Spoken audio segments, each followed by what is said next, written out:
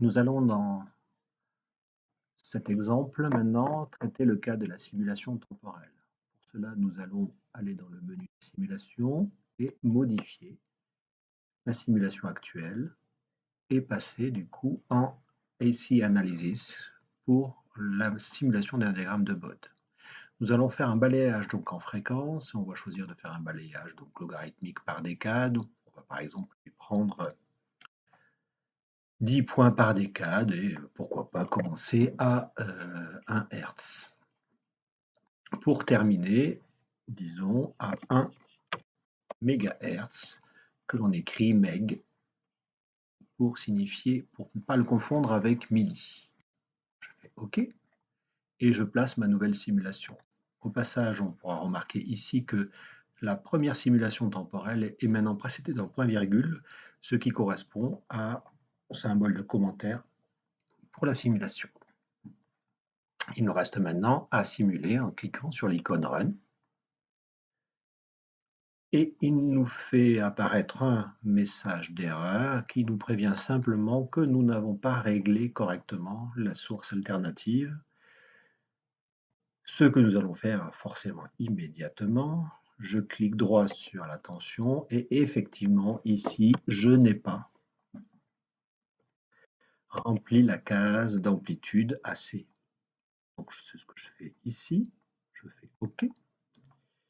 Maintenant je simule. Ce coup-ci, pas d'erreur, pas de message.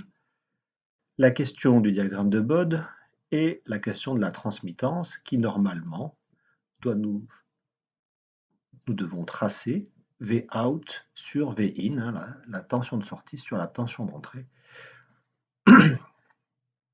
Alors, pour cela, nous allons cliquer droit sur le graphe et faire ajouter une trace. Ce que nous devons faire, c'est, si on regarde les données disponibles, on voit par exemple ici qu'on a I de R1 qui va correspondre à l'information du courant qui traverse la résistance R1, le courant qui traverse la résistance R2, etc. Ce que nous devons faire, c'est le rapport Vout sur Vin, de cette façon-là. Et je clique OK. Nous voici donc avec la réponse logarithmique. Ici, nous avons des dB. À droite, l'échelle en pointillé qui est ici correspond à la phase de cette transmittance. Et en bas, évidemment, l'échelle des fréquences. Pour mesurer quelque chose sur cette courbe, il suffit de cliquer sur le nom de la courbe qui est tracée.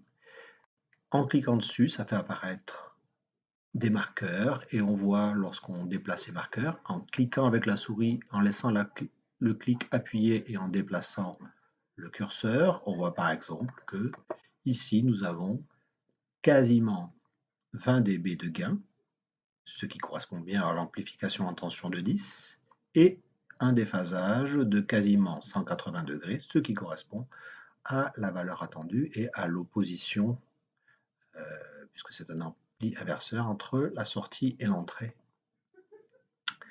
On voit également, pour terminer, que à haute fréquence, c'est-à-dire à partir d'environ 100 kg, eh bien, le gain se met à chuter et le système fait apparaître les limitations de l'amplificateur opérationnel, sachant que je crois que ce modèle d'amplificateur dans la bibliothèque SPICE a quelque chose comme un produit Guinband de l'ordre de 10 puissance 6, ce qui explique effectivement que nous soyons limités avec un gain de 10 à la fréquence 100 kHz.